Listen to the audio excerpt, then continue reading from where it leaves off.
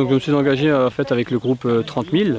Donc le groupe 30 000, c'est un petit peu un groupe d'agriculteurs où on échange ensemble sur des possibilités qui peuvent être mises en place pour réduire l'usage des produits phytosanitaires sur notre exploitation. Donc c'est intéressant parce qu'on est des exploitants en fait avec des exploitations très diverses, mais du coup ça nous permet vraiment d'ouvrir nos réflexions sur les possibilités qui sont en place chez les uns et les autres aujourd'hui, et donc de nous remettre aussi des fois en question sur notre exploitation, notamment via l'approche système où voilà, des fois ça nous permet voilà, de relever un petit peu la tête sur nos pratiques et de voir ce que font les autres, et c'est toujours un plus pour avancer pour nous.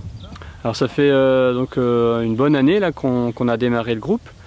Alors donc moi c'est vrai que moi par exemple on a déjà fait une visite sur un exploitant qui utilise le binage depuis plusieurs années et qu'on est très satisfait, et ça par exemple ça m'a un petit peu motivé aujourd'hui à aussi tester cette pratique avec les préjugés que je pouvais aussi avoir avant vis-à-vis de cela. Donc voilà, aujourd'hui cette année je vais tester le binage parce que d'autres l'utilisent de manière très simple, très logique.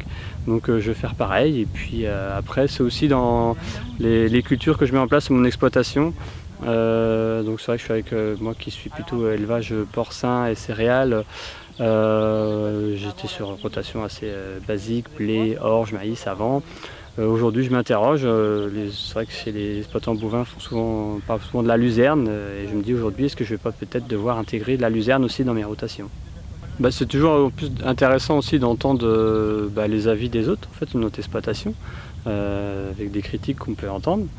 Alors c'est vrai qu'en plus quand on est tous ensemble, là on a en plus le technicien de la chambre d'agriculture qui est là et qui apporte aussi un avis vraiment objectif aussi sur nos pratiques. C'est appréciable, quoi. On n'est pas du tout on oublie un petit peu tout ce qui est lié au commerce en tout cas. Moi aujourd'hui voilà, qui suis engagé en MAE sur mon exploitation, j'ai la référence donc des IFT, l'intensité des fréquences de traitement, et où j'essaie un petit peu déjà de commencer à regarder quelle incidence ça a au niveau de mes marges de culture, donc réduction des charges avec un potentiel de rendement qui peut peut-être être revu à la baisse, mais un potentiel de marge qui peut-être sera le même. Donc voilà, moi individuellement je commence à le regarder, mais je pense qu'au niveau du groupe 30 000 ça va faire partie des prochaines étapes.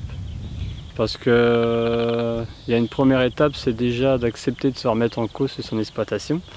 Moi pour ma part je l'ai fait peut-être déjà un petit peu avant, parce que j'étais engagé en MAE avant de démarrer le groupe 30 000, donc j'ai été obligé un petit peu forcé de me remettre en question.